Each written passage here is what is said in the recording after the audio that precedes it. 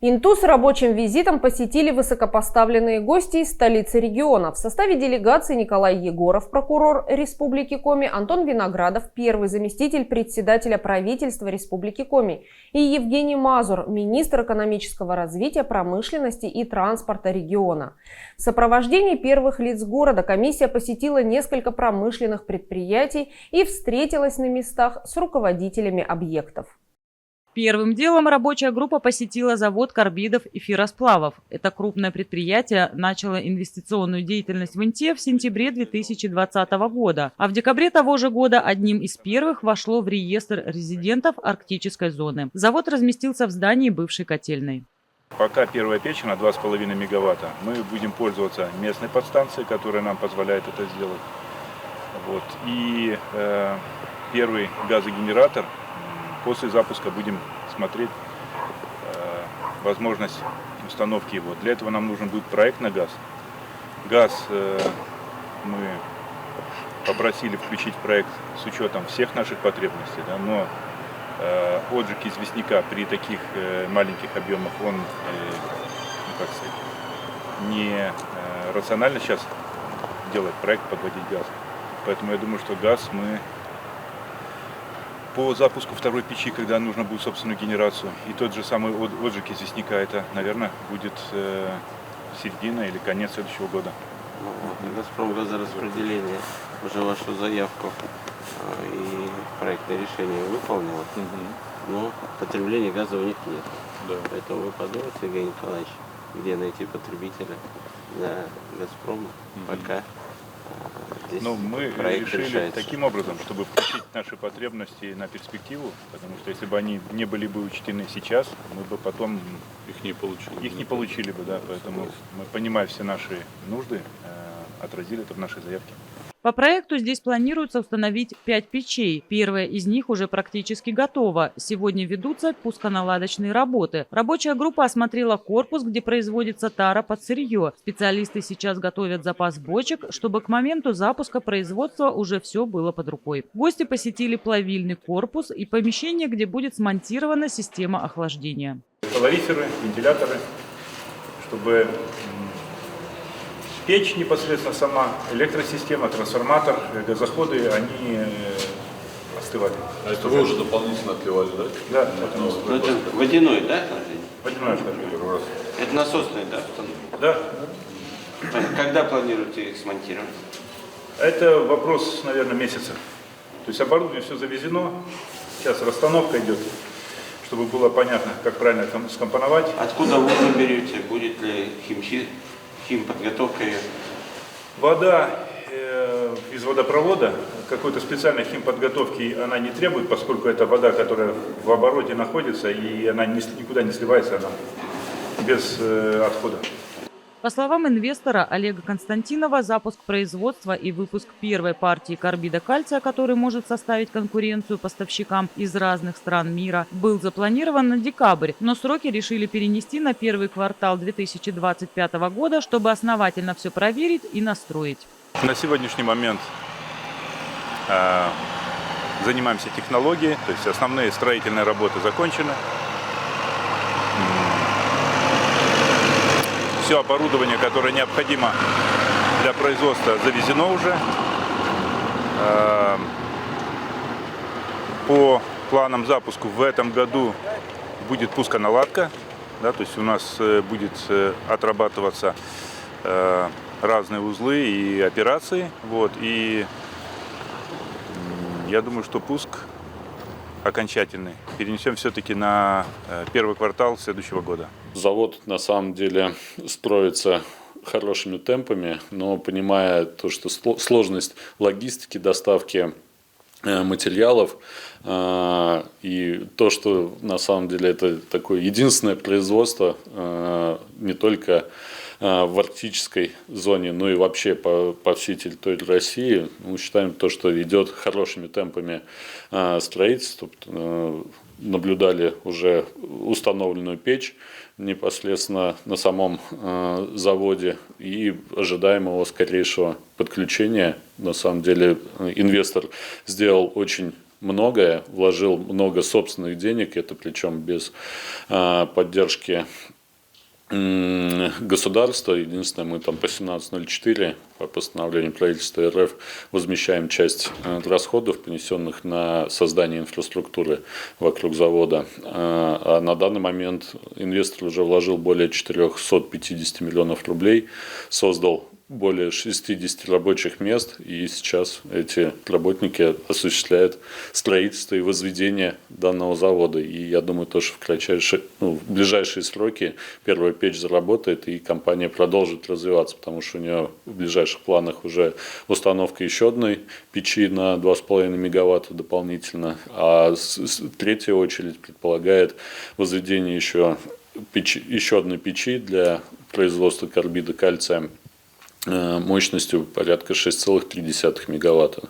То есть, если эти все планы сбудутся, то действительно Россия перестанет завозить из зарубежных стран карбид кальция и полностью сможет обеспечивать этим продуктом себя сама.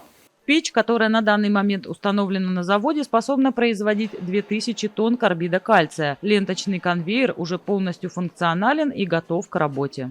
Здесь будет переходиться перемес с соотношением 40 на 60, и дальше будет так называемая подготовка. И дальше будут подаваться печные бункера, и будет засыпаться птичка в печь. Они крутятся уже, да?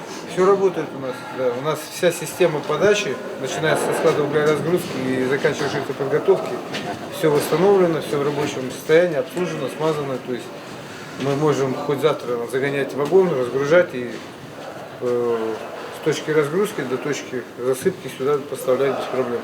После запуска производства на заводе планируется установить еще несколько печей, более мощных, чем первая. На данный момент угольный склад мы использовать не будем, потому что объема, что будет в бункерах возле разгрузки, и то, что будет находиться на лентах, будет достаточно обеспечить бесперебойность. При увеличении потребления, нам нужно будет задействовать угольный склад, чтобы у нас был какой-то резерв там, на пару недель, на месяц сырья, чтобы в случае каких-то сбоев мы не остановили работу. Но это уже после второй печи? Да, это после второй печи. Запуска завода ждут не только в Инте и регионе, но и потенциальные потребители продукции, в том числе и крупные промышленные предприятия страны. Предполагается, что Интинский завод карбидов и ферросплавов станет одним из крупнейших профильных промышленных предприятий, а его продукция будет востребована как в строительной отрасли, так и в нефтехимической и в металлургической. Это будет, на самом деле, одно из крупнейших предприятий города. И, естественно, будет увеличено количество налогов и будет создано больше рабочих мест. Там каждый житель сможет приложить лично руку к данному производству. И чем больше будет предприятий, тем, естественно, для города это будет сказываться наилучшим образом. И еще один резидент арктической зоны – общество с ограниченной ответственностью «Интинское». Это предприятие было выделено из структуры агрокомплекса «Инта Приполярная» и в основном занимается изготовлением продукции из оленины. Мы либо мясо на распилке идет, у нас если полуфабрикаты, мы работаем по ГОСТу, полуфабрикаты, либо у нас идет мясо на опалку. Мясо опаливают 2 опальщика у нас и жируют мясо по сортам. Делегация посетила цех глубокой переработки мяса, где трудятся порядка 30 человек. У предприятия имеется свой забойный пункт на 21-м километре. Именно там и происходит заготовка оленьих туш. Мясо забивается. У нас забивается мясо 3 оленеводческих хозяйств. Это Петрунская, Абись и агрокомплекс. Плюс еще частные олени, которые закупает у нас Интинская, и тоже забиваем там. То есть и на убойном комплексе у нас вот именно идет разделка мяса и выемка субпродуктов. Мы там их фасуем и отправляем уже здесь в цех для переработки, для дальнейшей. Там мы не производим, ничего не продаем, мы здесь только все производим. Здесь у нас есть склады, и здесь мы занимаемся фасовкой, упаковкой и производством. Прошлой зимой в период убойной кампании предприятие заготовило порядка 190 тонн мяса. Практически весь объем на сегодня переработан, и сотрудники готовятся к новому сезону.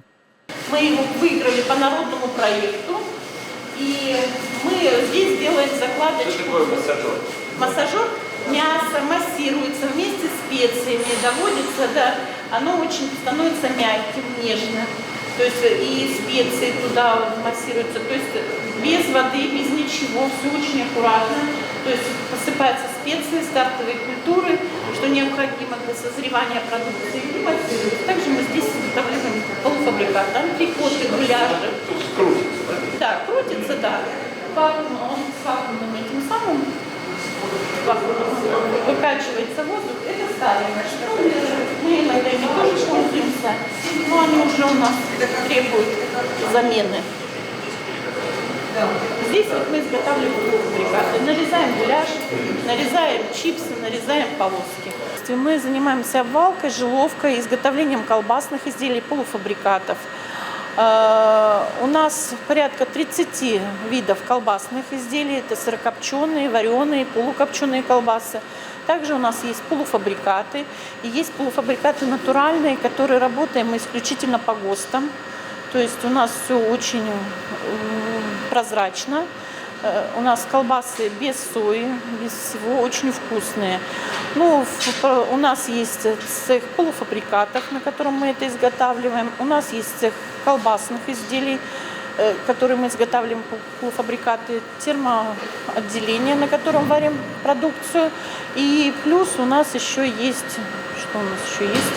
Обвалка, жиловка. Это самое основное после забоя мяса. Мы обваливаем, жилуем. Это основное, а потом уже изготавливаем все. Интинская производит широкий ассортимент продукции, разнообразные колбасы, копчености, полуфабрикаты и деликатесы, в том числе ценнейшую по своему составу продукцию из мяса северного оленя. Порядка 100 наименований изделий. Есть к чему стремиться, да и знаем на самом деле запросы от потенциальных покупателей. Это и экспорт на самом деле продукции, и продажа в другие регионы России уже готовой продукции ООО «Интинская». Действительно, меры поддержки необходимы дополнительные для компании. Это и субсидирование по линии Минсельхоза, как раз курирующий первый заместитель председателя правительства Минсельхоз Антон Виноградов присутствовал, обещал поднять этот вопрос непосредственно на уровне Минсельхоза, чтобы увеличить как-то субсидии. Мы со своей стороны, со стороны Минэкономики, проговорили возможность поддержки в части логистики, чтобы была возможность вывоза готовой продукции железнодорожным транспортом. Будем оказывать всестороннюю поддержку в этом направлении. Ну и плюс предложили организации объединиться с другими производителями оленины, чтобы была возможность экспортировать свою продукцию, потому что при экспорте все-таки хотелось бы увеличенных объемов, и, как правило, заказчик требует именно большого ассортимента и объемов производимой продукции, чтобы обеспечить полностью его потребности. Следующим пунктом делегация посетила водозаборные сооружения на реке Большая Инта. Они введены в эксплуатацию в 1956 году. В 2003 году из-за просадок вследствие шахтных выработок и русловых процессов были построены бараж и берегоукрепительные сооружения. Сегодня износ гидротехнического сооружения составляет 80%. Бараж имеет значительные дефекты. Кроме того, наблюдается падение уровня воды в реке, что создает риски надежного водоснабжения города. Сейчас здесь ведутся работы по отсыпке основания баража грунтом и ПГС. В рамках контракта, стоимость которого 1,5 миллиона рублей, для укрепления баража должно быть засыпано порядка 1000 кубических метров грунта. В 2023 году у нас был разработан проект на реконструкцию баража с берегоукрепительными сооружениями, но не пришли к общему консенсусу, так скажем, чья зона ответственности, потому что строительство подразумевает берег, укрепление берега и непосредственно самого гидротехнического строительства, гидротехнического сооружения. Берег относится к зоне ведения Минприроды, сам бараж – это Минстрой. Соответственно, сейчас нам надо будет, у нас уже запланировано на следующий год с Минстроем, у нас есть субсидия, средства вроде в рамках этой субсидии предусмотрены на доработку проекта с разделением ПСД по зонам ответственности. Но еще нет пока понимания, в рамках каких программ мы это будем все в дальнейшем делать. И уже на протяжении, наверное, ряда лет 5 ежегодно мы затрачиваем бюджетные средства там вот 500 тысяч начали, сейчас уже порядка 1,5 миллионов именно для этих работ, чтобы удержать после паводковый период воду на необходимом уровне для работы безаварийной водоприемной галереи. Барраж каждый год восстанавливают таким насыпным способом. Конечно, это неприемлемо, надо делать капитальный ремонт барража полностью, фактически это плотины. Проезжая на машинах до головных водозаборных сооружений и обратно, делегация сделала остановку там, где сейчас ведутся работы по укладке труб холодного водоснабжения. Их протяженность 15 километров, и по проекту заменить должны всю магистраль от водозабора до Интинской ТЭЦ. Работу ведет подрядная организация «Крымгазстрой». Эта работа уже ведется и правительством, и муниципалитетом. И, кроме того, сегодня на данном объекте увидели уже подрядчика, который начинает прокладку трубы непосредственно от водозабора. Это будет новая труба с длиной порядка 15 километров. И в этом году планируется уже осуществить постройку 4 километров трубы, что благотворно повлияет непосредственно на качество воды. И после постройки водозабора дополнительного, естественно, жители будут пользоваться чистой питьевой водой. Еще один серьезный проект, который реализуется в нашем округе – строительство газовой котельной, которая позволит модернизировать энергетическую систему. Именно поэтому делегация посетила территорию ТЭЦ, где сейчас активно ведется строительство и работают подрядные организации. Мы склады формируем в районе 30 тысяч тонн, что нам позволяет работать, если вдруг поставки прекращаются, в районе 2 месяцев, 60 дней. Вот. Также у нас запасы топлива, это растопочное топливо для котлов, оно не является резервным. Мазут. Мазут, да. То есть сейчас 180 тонн, и 2 цистерны у нас всегда есть в запасе.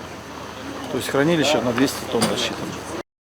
Строительство в Инте газовой водогрейно-котельной – приоритетный инвестиционный проект ПАОТ+ в Республике Коми. Его общая стоимость составляет 1,5 миллиарда рублей, в том числе 556 миллионов рублей – целевой заем из средств Фонда национального благосостояния. Объект мощностью 160 гигакалорий в час заменит устаревшую ТЭЦ, которая после прекращения добычи проектного интинского угля вынуждена использовать топливо Хакасского угольного бассейна. В феврале на площадке строительства газовой котельной проводились основные работы. Забито свайное поле под главный корпус будущей котельной, дымовую трубу, подстанцию химической водоподготовки и баки котельной. Связаны 4 армокаркаса для установки котлов, которых будет 4 штуки мощностью по 40 гигакалорий в час. Делегация посетила блочно-модульную котельную, которая в 2020 году построена и в 2021 году введена в эксплуатацию на территории Интинской ТЭЦ. Она предназначена для покрытия пиковых нагрузок централизованной системы теплоснабжения и всевозможных внештатных ситуаций до введения в эксплуатацию новой газовой котельной и позже войдет в ее состав. Котельная мощностью 20 гигакалорий в час оснащена 3 котлами, основными и вспомогательным оборудованием импортного и отечественного производства. Благодаря полной автоматизации котельная запускается в работу дистанционно с главного щита управления Интинской ТЭЦ. Котельная постоянно поддерживается в режиме полной готовности и может быть оперативно введена в действие. Последним пунктом посещения стала Тимано-Печорская газовая компания. Тимано-Печорская газовая компания зашла не так давно, но уже создала 125 рабочих мест.